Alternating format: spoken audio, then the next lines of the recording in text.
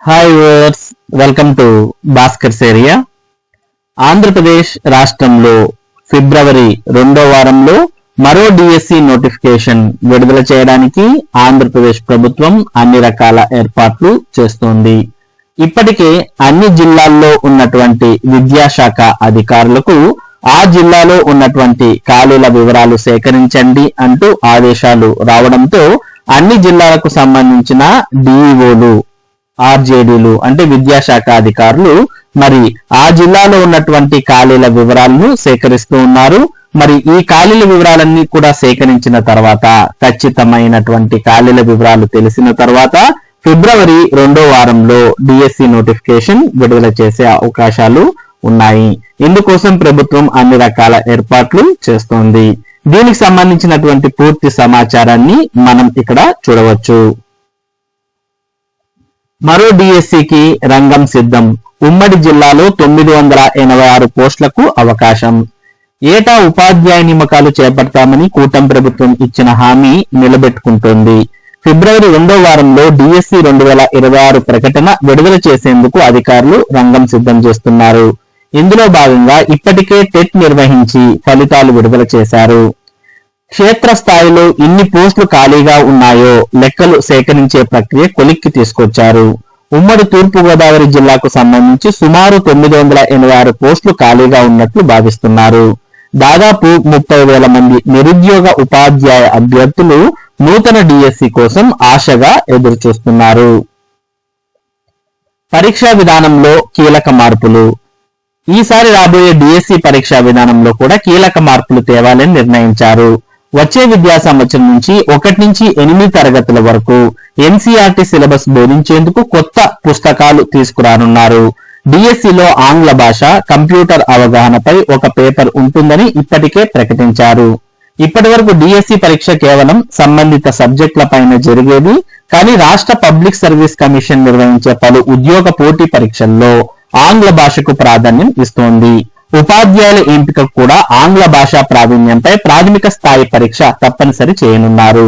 పాఠశాలల్లో IFP panels, ప్రొజెక్టర్లు, కంప్యూటర్లు ఉండడంతో వాటిని సులువుగా వినియోగించేందుకు ఉపాధ్యాయులకు ప్రాథమిక అవగాహన ఉండాలని విద్యాశాఖ అధికారులు చెబుతున్నారు. కాబట్టి మరి రాబోయే ఫిబ్రవరి 2వ వారంలో డిఎస్సి నోటిఫికేషన్ విడుదల చేయడానికి ఆంధ్రప్రదేశ్ ప్రభుత్వం అన్ని రకాల ఏర్పాట్లు చేస్తోంది. మరి అన్ని జిల్లాల నుంచి ఖాళీల వివరాలు సేకరిస్తోంది. దాంతో పాటు రాబోయే డిఎస్సిలో కొత్తగా ఆంగ్లం మరియు కంప్యూటర్ అంటే ఇంగ్లీష్ ప్రొఫిషియన్సీ టెస్ట్, దాంతో పాటు కంప్యూటర్ ప్రొఫిషియన్సీ టెస్ట్ కు ఒక పేపర్ ఉండాలి అనే ఉద్దేశంతో ప్రభుత్వం రాబోయే పరీక్షల్లో ఈ పేపర్ ను ఇంట్రొడ్యూస్ చేసే అవకాశాలు ఉన్నాయి. ఇప్పటి వరకు మరి కేవలం రెసిడెన్షియల్ పాఠశాలలకు మాత్రమే ఉన్నటువంటి ఇంగ్లీష్ ప్రొఫిషియన్సీ టెస్ట్ ను ఇప్పుడు మొత్తం డిఎస్సికే అప్లై చేసే అవకాశాలు ఉన్నాయి. రాబోయే డిఎస్సిలో ఈ పేపర్ ఏదైతే ఆంగ్ల భాష ప్రావీణ్యం అలాగే కంప్యూటర్ ప్రావీణ్యం మీద పేపర్ తీసుకురాబోతుందో ఈ పేపర్ లో క్వాలిఫై అయితేనే మీకు డిఎస్సిలో వచ్చేటటువంటి మార్క్స్ ను మరి పరిగణంలోకి తీసుకునే అవకాశాలు ఉన్నాయి. ప్రస్తుతం ప్రభుత్వ పాఠశాలల్లో అన్ని పాఠశాలల్లో కూడా ఐఎఫ్పి ప్యానెల్స్ అంటే ఇంటరాక్టివ్ ఫ్లాట్ ప్యానెల్స్ అనేవి ప్రతి పాఠశాలలో ఉన్నాయి. అలాగే ప్రొజెక్టర్లు, కంప్యూటర్లు, పాల్ ల్యాబ్లు, అటల్ టింకరింగ్ ల్యాబ్స్ అంటే ఇలా చాలా రకాలైనటువంటి ల్యాబ్స్ ఆన్లైన్ కి అనుసంధానమై ఉన్నాయి. మరి ఉపాధ్యాయుడు ఆన్లైన్ అంటే కంప్యూటర్ విద్య అనేది లేకపోతే ఆన్లైన్ తో ముడిపడినటువంటి వీటన్నిటిని మరి హ్యాండిల్ చేయలేరు అనే ఉద్దేశంతో ఎవరైతే కొత్తగా ఉపాధ్యాయులుగా ఎంపిక కాబోతున్నారో అటువంటి వారికి ఖచ్చితంగా కంప్యూటర్ పరిజ్ఞానం ఉండాలి అనే ఉద్దేశంతో ప్రభుత్వం మరి ఈసారి రాబోయే డిఎస్సిలో కంప్యూటర్ పరిజ్ఞానం అలాగే ఆంగ్ల భాషా ప్రావీణ్యం మరి ప్రస్తుతం మనం ప్రభుత్వ పాఠశాలల్లో గమనించినట్టయితే ఆల్మోస్ట్ మనకు అన్ని పాఠశాలల్లో కూడా ఇంగ్లీష్ మీడియం స్కూల్సే వచ్చేసాయి. ప్రతి ప్రభుత్వ పాఠశాలల్లో ఇంగ్లీష్ అనేది తప్పనిసరి అయిపోయింది.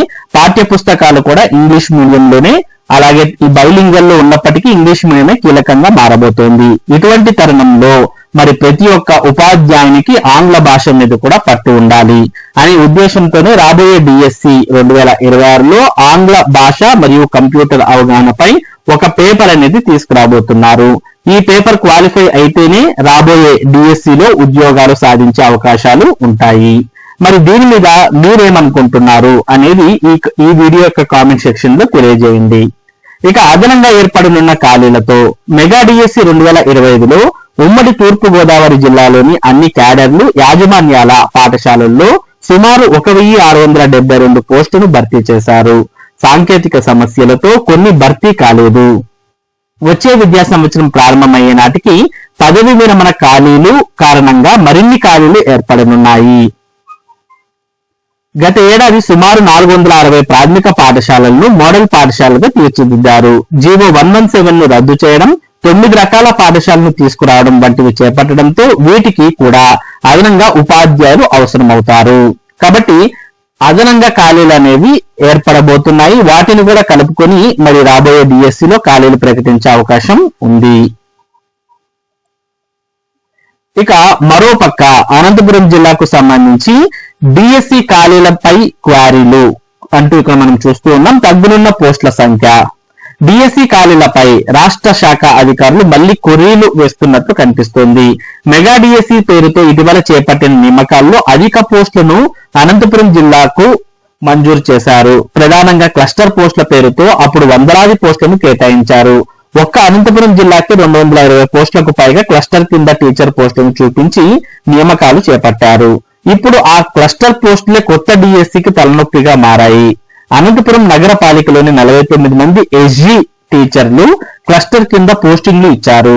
వీరంతా వారికి కేటాయించిన క్లస్టర్ స్కూల్ కి వెళ్లి అక్కడి నుంచి ఎక్కడ ఏ టీచర్ సెలవు పెట్టారో, ఎక్కడ అవసరమో ఆ స్కూల్ కు క్లస్టర్ స్కూల్ హెచ్ఎం ఆదేశాల మేరకు వెళ్తున్నారు.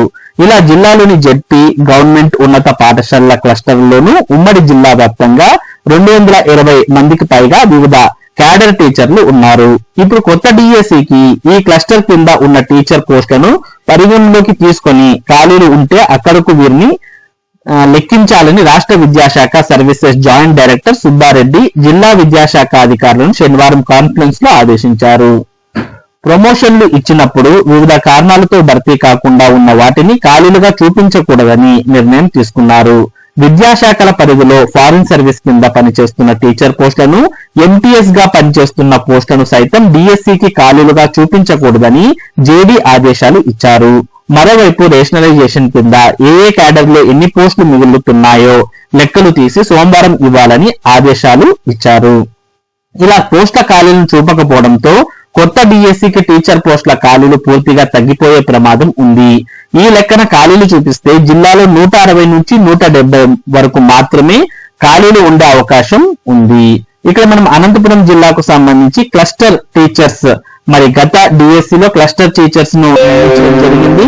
మరి ఈ క్లస్టర్ టీచర్స్ విధానంతోనే ఈ అనంతపురం జిల్లాలో మరి పోస్టులు తగ్గే అవకాశం ఉంది అనేది మనకి ఇక్కడ అర్థమవుతోంది. దాంతో పాటు ప్రమోషన్స్ లో భర్తీ కానటువంటి పోస్టులు, అలాగే ఎంటీఎస్ కింద పనిచేస్తున్నటువంటి పోస్టులు, ఇటువంటి పోస్ట్ అన్నిటిని కూడా చూపించకూడదు అంటూ కూడా పేర్కొనడంతో మరి కొన్ని పోస్టులు తగ్గే అవకాశం ఉంది అనే విషయాన్ని మనం ఇక్కడ చూస్తూ ఉన్నాం. మొత్తానికి ఫిబ్రవరి 2వ వారంలో అయితే డిఎస్సి నోటిఫికేషన్ రాబోతోంది. అధికారులు అయితే ఖాళీల లెక్కలు తేల్చే పనిలో ఉన్నారు. మొత్తానికి మనకి జిల్లాల వారిగా ఖాళీల వివరాలన్నీ తెలిసిన తర్వాతే ఫైనల్ గా రాబోయే డిఎస్సిలో ఎన్ని పోస్టులతో ప్రభుత్వం నోటిఫికేషన్ ఇవ్వబోతోంది అనే సమాచారం మనకు క్లియర్ గా తెలుస్తుంది. ఇది ఈ రోజు ఉన్నటువంటి టెట్ మరియు డిఎస్సికి సంబంధించినటువంటి ముఖ్యమైన సమాచారం. ఇటువంటి ముఖ్యమైన సమాచారం టెట్ మరియు డిఎస్సికి సంబంధించిన అప్డేట్స్ ను భాస్కర్స్ ఏరియా మీకు అందిస్తూ ఉంటుంది.